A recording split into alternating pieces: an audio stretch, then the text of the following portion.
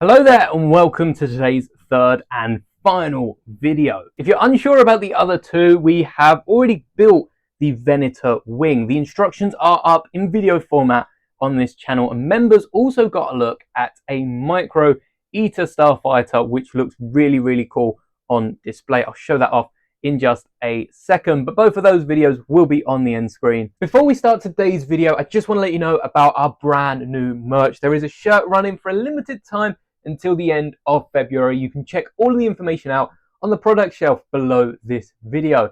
May the bricks be with you always. Now that that's all out of the way, let's take a look at my Republic Venator. If you do want instructions to the entire model, because there are quite a few modifications actually that I've made to the body of the Acclamator, all little pieces that I can now use in other sets. In fact, I have all the pieces that I didn't use from the set in here, and whilst a few of them are from the old Acclamator wings, there are also a few of them like these orange 1x2 jumpers that are from the body of the Acclamator that I just didn't end up using, because originally when building this I was going to redesign the entire ship, but I just couldn't do anything that looked any better than the Acclamator's body. So instead I made the wings to go around it, expanded them by like 3-4 studs backwards, and I think it's worked really well. I really like the little details like the ingot next to the Grand Army of the Republic logo, and the fact I could reuse the dark red stripes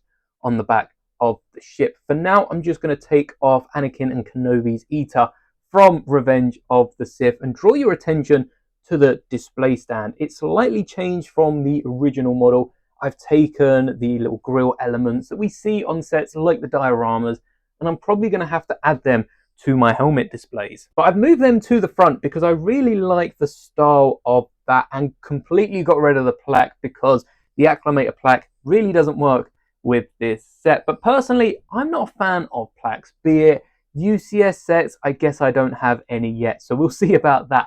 But the giant droids like BD1 isn't displayed with its plaque. I also don't display this with its plaque, and the helmets don't have their plaques either, nor do any anniversary minifigures. So personally, plaques aren't for me. But what I really like about this display is you can just replace the plaque with a 1x4 black tile, and it still looks really clean. It doesn't, like the helmets, have a little 2x plate stick out that just feels like it's missing something, and the rounded off corners just make it a really nice stylized choice. But on this display plaque, I have my 20 years of Revenge of the Sith custom printed Lego brick printed.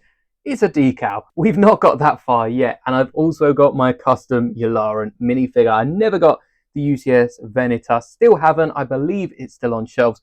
But I was able to put together a custom one using a custom 5-Star Toys hairpiece, which works really well for the figure. I assume Yularen was flying the Venator, not the one that burnt up, got half destroyed, but one of the Venators from Revenge of the Sith, because they flew there straight from the whole Mandalore arc in Season 7 of Clone Wars, and I'm pretty sure Yularen was on that ship. So if Yularen was there for the battle over Coruscant, he'd be in one of the 2 bridges that now take up the top of the Venator. Where there was only 1 bridge, there is enough pieces in this set to make 2 bridges, and I flipped them upside down using a bit of fancy bracket work so that I could get some roller skates on the top, not just have the circles around the side for maybe windows out into space, but also have that round anti-stud shape on the top of the bridge, which we see in basically every Lego build of the Venator, because there are some round discs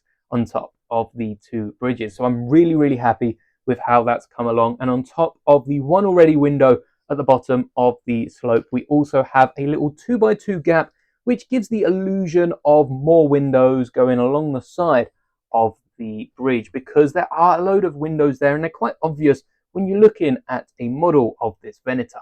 You'll notice that the front of it, especially this dark red section at the front, is pretty much unchanged. There's probably an extra 1x2 plate here and there, and I might have switched up a few bits, but it largely looks the same as the Acclamator.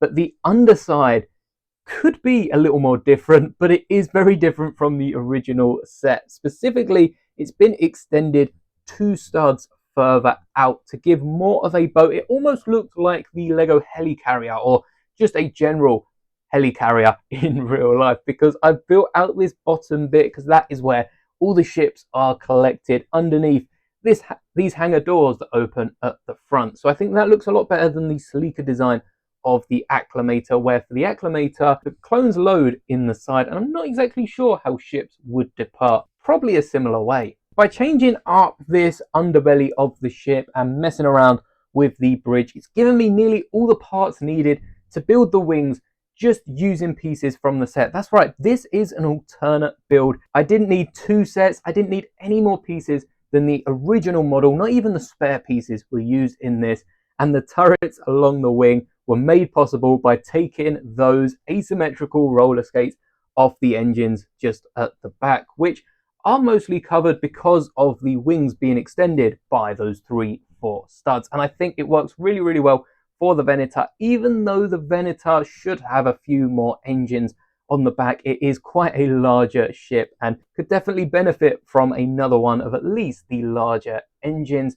It doesn't look bad because most of the engines are covered by the wings, so it's not something you notice on first, second, or even third glance. But something you might have picked up is on the side here, we've got a little gap in the boarding ramp, which still kind of works as a boarding ramp for the thousands of troops that are still inside. But I've hollowed out the middle bit so that we have the little hangar, and you can definitely keep that filled, keep the 2x3 tile there, and close up the hangar for whilst it's not needed, or if you want a slightly cleaner display. But I really like the little gap here because it just shows where the hangar would be. And again, we're building the Venator, not the Acclamator, so every little difference I can make is definitely worth it. The only other non-symmetrical part of the ship that I complained about when building, and it really was not a problem, was right on the nose here, the 1x1 and 1x2 slopes, which I've tried to put a little bit more symmetry in them. We've got a 1x2 one side and 2 1x1s the other side. I'm definitely going to swap out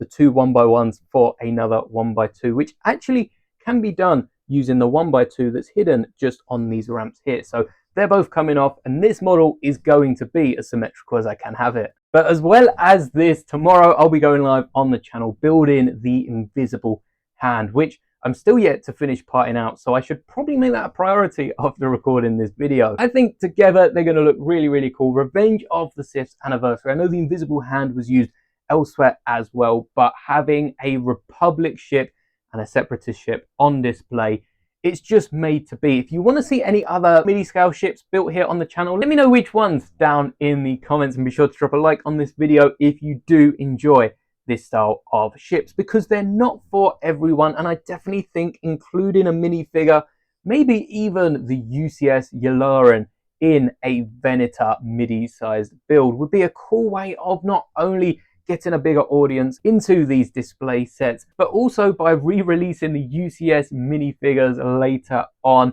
there's not going to be a ton of people buying UCS sets for the exclusive figures. Alright, maybe not releasing the exact same Yularen, but it would be pretty cool to get him in a cheaper set. This still works like all of the other midi-scale ships. You can pop it off the display, though this time I actually think I'm going to be keeping the display stand, because for the ships, they're made to be floating. The helmets look great when they're leaning on a shelf, but these ships were made to soar through the galaxy. As I said, members also get a special look into some instructions for some smaller micro scale eaters, which clip just to the side of this Venator, so you can recreate Anakin and Kenobi zooming through the skies at the start of Revenge of the Sith. And I'm happy that I did turn this into the Venator, even if, give it a few months, it will probably be looking like an Acclamator again. That gives me enough time to rebuild my older version and compare the two at some point. Because if you aren't aware, I've also built a midi-scale Venator out of the 2012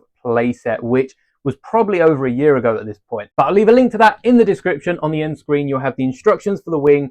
But I'll tell you what, I'll leave that on the end screen too. Thank you so much for making it to the end of the video. Check out the instructions if you want to build this yourself, and may the bricks be with you always.